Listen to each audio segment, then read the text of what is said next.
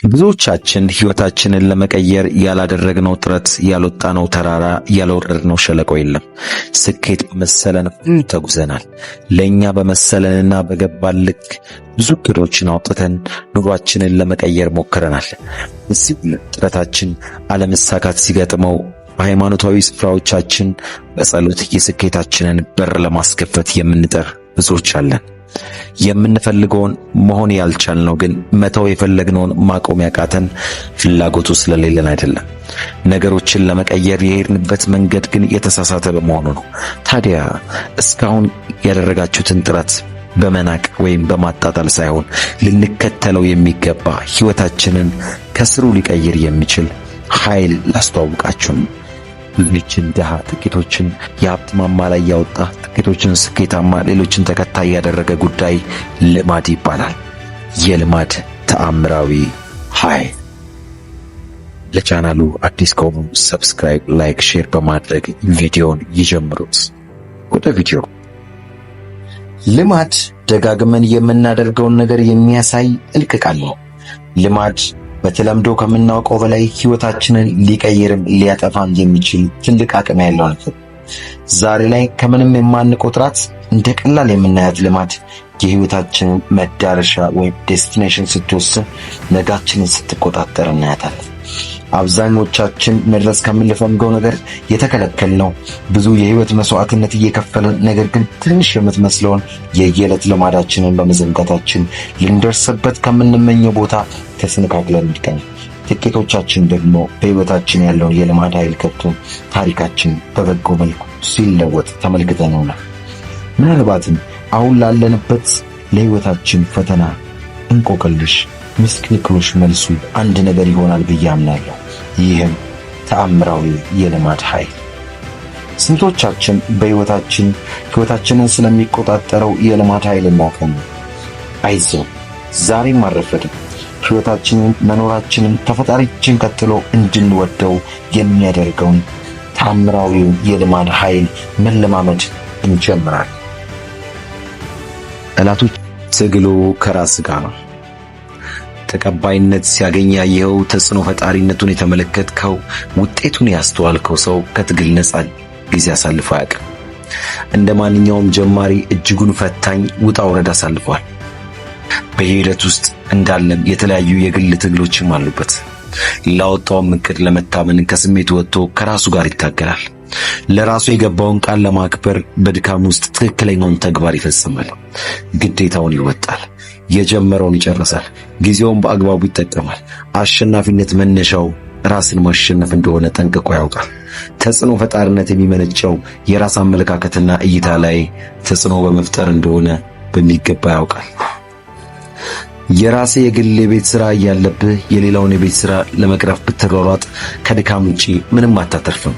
ሰው ላይ ማየት የምትፈልገውን ለውጥና እድገት በጥቂትም ቢሆን ራስ ላይ መገለጥ ይኖርበታል። አዎ ወዳጄ፣ ከአስተማሪነትና ከተጽዕኖ ፈጣሪነት ጥማት በፊት ትግሉ ከራስ ጋር ይሁን። ፉክክሩ፣ ንጽጽሩ ከራስ ጋር ይሁን። ውድድሩ ከራስ ጋር ነው። ደጋግመህ ስለ አሸናፊነት ስልቶች ስላወራ ሳይሆን በራስ ህይወት አሸንፈ ስለተገኘ ብቻ አሸናፊ ትባላለህ። አስቸጋሪ የተባሉ ልማዶች ላይ መሰልጠን ስትችል ጥሩ አስተማሪ ትሆናለህ። የገዛ አቋምህን ስታስተካከል ስለ ጥቅሙና ስለ ትርፉ በነጻነት መናገር የሚችል ሰው ትሆናለህ። በምትፈልገው መንገድ ራስ ላይ ተጽዕኖ መፍጠር ስትጀምር ብዙ አድማጭና ተከታይ ታተርፋለህ። ከራስ የጀመረ የሥራ ተቀባይነትን ለማግኘት ብዙ አይቸግርህም። ጊዜ አይወስድብህም። ተምረህ ከምታስተምረው ይልቅ ሆነ አድርገህ የምታስተምረው ይበልጥ ውጤታማ ነው። አዎ፣ ለማንም አሉታዊ አስተሳሰብ ከመስጠት በፊት ራስ ላይ ስራ። ማንም ላይ ጣትን ከመቀሰር በፊት ራስን መርምር። ማንም ላይ ከመፍረድ በፊት ኃላፊነትን በአግባቡ ስለመወጣት እርግጠኛው። የጫናውን ክብደት ለመረዳት በጫናው ውስጥ ማለፍ የግድ ነው። የቃል ዕውቀት ብቻ ትክክለኛውን መልእክት ለማስተላለፍ ዋስትና አይሆንም። ዕውቀት በተግባር ሲደገፍ መልእክት ኃይል አለው። ለውጥ ማምጣቱም አይቀርም። እውነቱም አይጠራጠርም። አምነህበት ከኖርከው፣ መርጠህ ካተረፍክበት፣ ወስነህ ወደፊት ከተጓዝክበት፣ በተግባር ከተማርክበት፣ ለማካፈል መስፈርትን አታብዛ። አንተ የራስን መንገድ መስራት የሚጀምረው አሁን ነው። የሥራህን መንገድ ለማስረዳት ጊዜ አታብቃ። ራስህ ላይ በመስራት ያተረፍከውን ለማስረዳት ወደ ኋላ አትበል። የግል የቤት ስራን ከጨረስክ ለሚማሩብህ ለተዘጋጁ ትምህርቶች ሁሉ ስጣቸው። ከቃልህ በሚልቀው ንግግር፣ በሚርቀው አይነተኛ ተግባርህ ወደፊት ምራቸው። ቢያንስ አንተ ጋር እንዲደርሱ ከቻሉ ከአንተ የሚልኩበትን መንገድ ፍጠርላቸው። ትልቁ ፈተና ምንድን ነው? በብዙ ርቀት ወደ ኋላ ያስቀረ ነገር ምንድን ነው? የምታስበውን ሰው እንዳትሆን፣ ያለምከውን ነገር እንዳታሳካ፣ ያቀድከው ስፍራ እንዳትደርስ የከለከለ ነገር ምንድን ነው? ደብሮሃል? ሁሉ ነገር ሰልችቶሃል? ተነሳሽነትን አጥተሃል? የሚደግፍ ሰው አላገኘህም? ምክንያት መደርደር ከፈለግ ሁሌም ምክንያት ይኖራል። ነገር ግን ምክንያት ከማብዛት በላይ የሚጠቅመህ ከምክንያት በላይ ሆኖ መገኘት ነው። እየደበረህ አድርገው፣ እያስጠላህ አድርገው፣ እንዲሁ እየደከመህ አድርገው። የተሰማ ስሜት እንዳለ ሆኖ ራስህን ተግባር አሳልፈህ ስጥ። ከልክ በላይ የስሜት ተገዢ መሆን አያስፈልግም። ከመጠን በላይ ራስን ሽሩሩ ማስለመድ አያስፈልግም። የምር ለራስህ የምታዝን ከሆነ ተነስተህ ከባዱን የህይወት ፈተና ተጋፈጥለት። የእውነት ራስን የምትወድ ከሆነ ራስን ለአደጋ አጋልጥ። ስንፍናህን ተጋፈጠው። ፍርሃትህን አሳደው። ራስህን ምቾት ንሳው። አስተውል። የእውቀት ችግር የለብህም። የአቅም ችግር የለብህም። የጊዜ ችግር የለብህም። የሐሳብ ችግር የለብህም። ችግርህ እንድና አንድ ነው፣ የተግባር ችግር። እርሱም ቢሆን ነቅተህ ከሠራህ፣ ተነሳሽነትን ከጨመርክ፣ ውስጥን ካሟሟክ፣ ራስህን መግዛት ከቻልክ ለአንዴና ለመጨረሻ ጊዜ የሚያበቃለት ምክንያት አይኖርህም። አዎ ወዳጅ፣ ጨክንበት፣ ጥርስህን ንከስበት፣ ዋጋ አስከፍለው። መሰቃየት ካለበት እስከ ጥግ አሰቃየው። መልፋት ካለበት እስከ ጥግ አልፈው። የነገው ነጻነት ያለው በዛሬው የውዴታ ስቃይ በኋላ ነው። ማንንም ቆመህ አትመልከት። ራስን ከግዞት ለማውጣት የማንንም እርዳታ አያስፈልግም። ራስን ከማያልቀው ስቃይ ለማውጣት ማንንም መጠበቅ አይኖርብህም። የምትሰራው ራስህ ላይ ነው። ስራውን የምትሰራው ራስህ። ማለቃቀሱን የምታበቃበት ጊዜ አሁን። በጊዜ ቀና ብትል፣ ሳይረፍድ መሞከር ብትጀምር፣ የሚጠብቁን ኃላፊነቶች ብትወጣ፣ ውስጥህን ብታነቃ፣ ወደ ተግባር ብትገባ፣ ምክንያቶችን ለመደርደር ጊዜውን ፍላጎቱም ሊኖር አይችልም። የተላለቆች ህይወት የስቃይ ህይወት ነው። የስኬታማ ሰዎች ህይወት ምቾት አልባ ህይወት ነው። እድገትን እየተመኙ በምቾት ውስጥ መቀመጥ ፈጽሞ አብረው የማይሄዱ ነገሮች ናቸው። ለማደግ ስቃይ፣ ለመቀየር ህመም ያስፈልጋል። ስሜትን ዋጥ፣ ምቾቶችን ጣል። ለውጤታማነት ራስን አስጨንቀው። ምንም ይፈጠር፣ ቀላል ከመሆኑ በላይ ከባዱ ምርጫ ሳታቅማማ ምረጥ። እስክታሸንፍ ትግልህ ማብቂያ እንደሌለው። አዎ የተራቡ ሰዎች አሉ። ፍላጎታቸው እንደ እሳት የሚቀጣጠል ሰዎች አሉ። እነዚህ ሰዎች ለራሳቸው አንድ ምርጫ ብቻ የሰጡ ሰዎች ናቸው። ምርጫቸውም ስቃይና ስቃይ ነው። ሆን ብለው ራሳቸውን ያሰቃያሉ። ሆን ብለው ራሳቸውን ለአደጋ አሳልፈው ይሰጣሉ። አውቀው ችግር ውስጥ ይገባሉ። ለውጣቸውን ፍለጋ ምንም ያደርጋሉ። እድገታቸውን ለማምጣት እስከ ተራራው ጫፍ ይጓዛሉ። ሕይወታቸው በጥረት የተሞላ ነው። ኑሯቸው በትጋት የተሞላ ነው። የስቃያቸው ክፍያን ጠንቅቀው ያውቃሉ። ከእያንዳንዱ ትጋትና ድካማቸው በስተጀርባ የሚያኮራቸውን ውጤት እንዳለ ያውቃሉ። በነፃ የሚሰጥ ትልቅ ነገር የለም። ሁሉም ነገር እንደ ስራ የሚሰጥ ነው። የምትፈልገውን ህይወት ለመኖር ጠንክሮ መስራት ብቸኛው አማራጭ ነው። ሰራህ አልሰራህ፣ በሚገባ ሞከር ካሞከርክ፣ ለፋ አልለፋ፣ ጊዜ መውሰዱ አይቀርም። እድሜ መግፋቱ አይቀርም። እየተማርክ ከሆነ በሚገባ ተማር። እየሰራ ከሆነ በሚገባ ስራ። ከስንፍና ውቅያኖስ ላይ ራስን አታንሳፍ። መቻልን እያወቅ በችሎታ ብቻ ለመኖር ራስን አታመቻች። ህይወትን የሚቀይሩ 7 የስኬታማ ሰዎች ልማድ። ይህ ቪዲዮ ለውጥን ስለምትፈልግ አንዴ ከፍተሃል። እውነት ለውጥ ፈላጊ ከሆንክ ግን ቪዲዮውን እስከ መጨረሻ ተከታተለው። ለብዙዎች ተደራሽ እንዲሆን ላይክ፣ ለቻናሉም አዲስ ከሆኑ ሰብስክራይብ በማድረግ ቤተሰብ ይሁኑ። ሁልጊዜ አንድ ማሰብ ያለብን ነገር አለ። ተመሳሳይ ሂደት የተለየ ውጤት የለውም። ስለዚህ ለምን አንድ አይነት ድርጊት እያደረግን አዲስ ነገር እንጠብቃለን? ስኬታማ የሆኑ ሰዎች ግን የተለየ ነገር እንደሚያደርጉ ስኬታቸው ያመላክተናል። ያም ልማድ ይባላል። ልማድ ማለት በቀላሉ ዛሬ የኖርክ ያለውን ህይወት እንዲፈጠር ከጥቂት ዓመታት በፊት አዘውትረህ ታደርገው የነበረ ነገር ነው ማለት ነው። ሐሳብ ወደ ድርጊት ይቀየራል። ድርጊት ደግሞ ልማድ፣ ልማድ ደግሞ ሕይወት ይሆናል። በዚሁ መሰረት የዛሬው ልማድህ የነገን ሕይወትህን ዕጣ ፈንታ ይወስነዋል። የዛሬው ልማድህ ነገን እየሰራው ነው። ስለዚህ የተሻለን ነገር ማየት የምትናፍቅ ከሆንክ የዛሬው ልማድህን መቀየር አለብህ። ከዚህ ዘመን ከመቼውም ጊዜ በላይ ስለ ስኬት እየሰማን እንገኛለን። ስኬታማ ሰዎችም ዘመኑ በፈቀደላቸው ልክ ስለ ስኬት ምስጢር እያስተማሩን ይገኛሉ።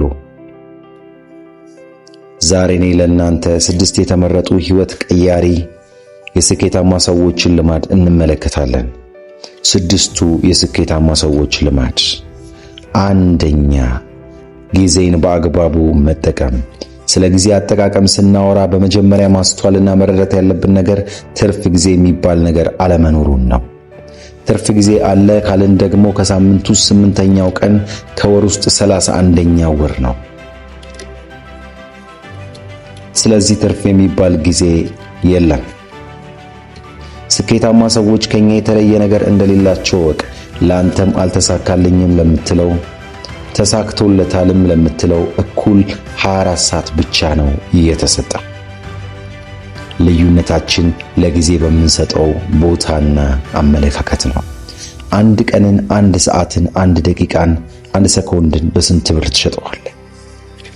የአንድ ሰኮንድ ዋጋ እንዲገባህ በሽርፍራፊ ሴኮንድ የተሸነፈውን ሯጭ ጠይቀው።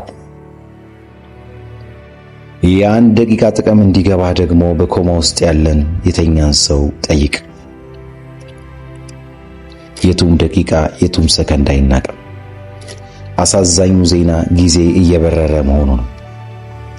አስደሳቹ ደግሞ ተቆጣጣሪው ራስህ መሆኑ ነው። ሁለተኛ፣ በቂ ረፍትን አድርግ። ይህ ከላይኛው ሐሳብ ጋር የሚጋጭ ይመስላል፣ ነገር ግን አይደለም። የስኬታማ ሰዎች ዋነኛው ልማድ በቂ ረፍት ማግኘት ነው። ስለዚህ እንቅልፍ አጥቶ ሌትና ቀን በመስራት በሚገኝ ስኬት አትመን።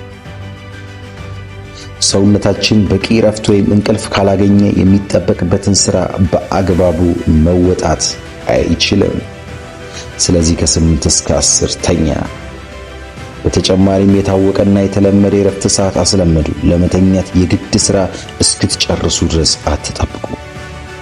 ለአእምሮአችሁ መታደስ ወሳኝ ሚና አለው። የታደሰ አእምሮ ሲኖራችሁ ሥራችሁን በብቃት ማከናወን ይቻላል።